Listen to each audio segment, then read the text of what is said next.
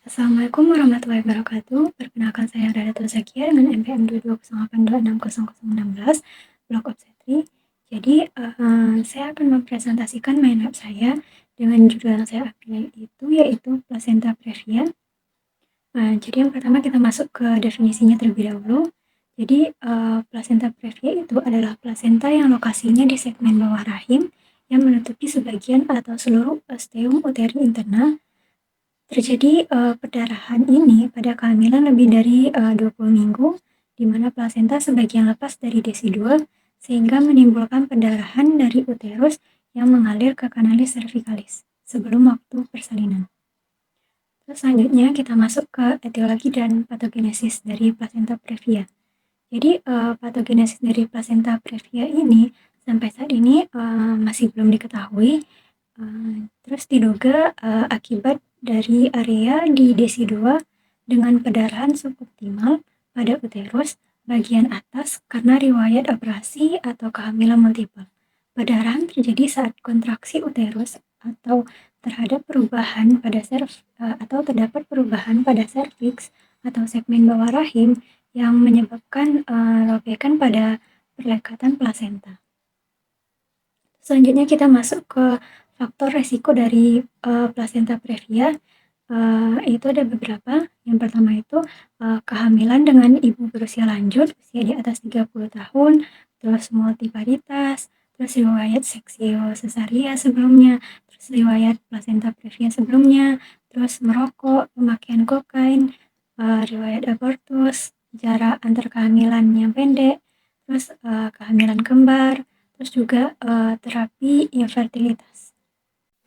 Selanjutnya kita lanjut ke klasifikasi dari placenta previa. Jadi placenta previa ini terbagi dua, ada yang minor degree dan juga major degree. Lalu yang pertama itu untuk yang major degree-nya terlebih dahulu. Yang major degree-nya ini dia terbagi menjadi dua. Yang pertama itu tipe 1 atau biasa disebut dengan lateral atau low lying atau placenta previa letak rendah. Jadi placenta previanya ini di bawah dekat dengan ostium dengan jarak di bawah 2 cm. Terus selanjutnya tipe 2 itu ada marginal. Placentanya itu dia benar-benar di tepi dari ostium. Terus kita lanjut ke klasifikasi yang kedua itu dia ada yang major degree. Major degree ini dia juga terbagi menjadi dua. Yang pertama ada tipe ketiga atau yang disebut dengan parsial. Jadi sebagian dari plasentanya ini dia udah menutup ostium. Terus kalau untuk yang kedua itu ada tipe 4 yang biasa disebut dengan komplit atau sentral. Pada tipe 4 ini plasentanya sudah di tengah-tengah ostium. Jadi dapat dilihat seperti yang ada pada gambar letak plasentanya.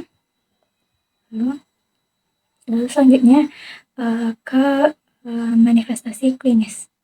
Jadi ada beberapa manifestasi klinisnya. Yang pertama itu perdarahan per vaginam tanpa sebab dan tanpa nyeri dengan umur kehamilan di atas 20 minggu. Terus perdarahannya nih berulang. Terus darah yang keluar itu darah segar. Terus bisa terjadi shock. Terus tidak ada kontraksi uterus. Terus bagian terendah janin tidak masuk pintu atas panggul karena ditutupi oleh plasenta tersebut. Terus kondisi janin bisa normal atau bisa juga terjadi gawat janin. Baik, selanjutnya kita lanjut ke pemeriksaan penunjang dari placenta previa.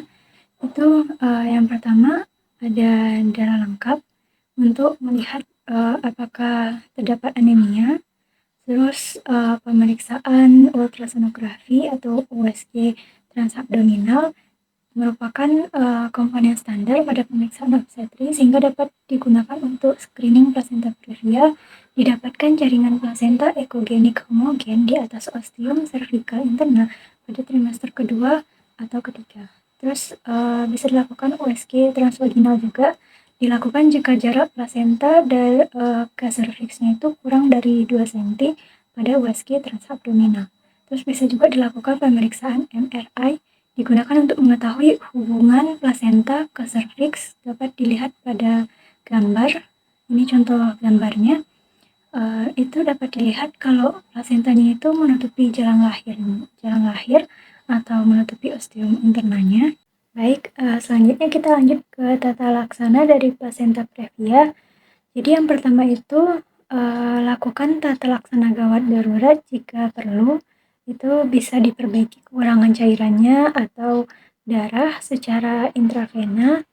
Terus juga pada plasenta previa ini tidak dianjurkan pemeriksaan dalam sebelum siap operasi sesar.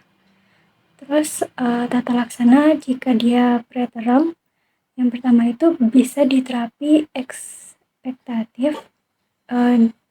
Jika bisa diterapi ekspektatif itu bila yang pertama itu perdarahannya sedikit, yang berhenti dengan atau tanpa tokolitik. Terus yang kedua, belum ada tanda-tanda infartu. Terus yang ketiga itu keadaan ibu dan janinnya baik. Jadi apabila ada 3 ini, bisa dilakukan terapi ekspektatif.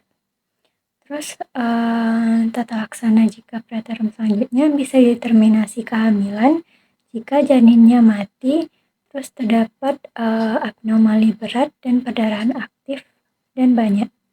Terus jika aterm, tata laksananya itu jika plasenta previa totalis atau parsial, itu biasanya tata laksananya dilakukan operasi sesar. Terus jika plasenta previa marginalis atau letak rendah, itu biasanya ditunggu persalinan spontan, tetapi jika perdarahan banyak dan gawat janin bisa dilakukan operasi sesar juga. Nah, selanjutnya komplikasi dari plasenta previa itu ada komplikasi maternal dan juga komplikasi pada bayinya.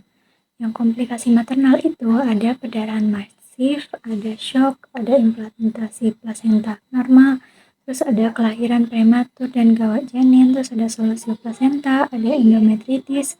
Terus yang untuk komplikasi pada bayinya itu ada IUGR, ada malformasi kongenital, ada kelainan letak janin, ada kematian fetus. Terus yang terakhir itu ada prognosis dari plasenta previa. Jadi prognosis maternalnya biasanya baik. Terus kalau prognosis pada bayinya itu tergantung pada usia kehamilan. Jadi ini ada beberapa referensi yang saya gunakan dalam pembuatan mind map kali ini. Baiklah, sekian yang dapat saya presentasikan dari mind map yang saya buat tentang plasenta previa. Jadi mohon maaf apabila ada kata-kata saya yang salah. Terima kasih untuk semuanya. Saya akhiri dengan Assalamualaikum warahmatullahi wabarakatuh.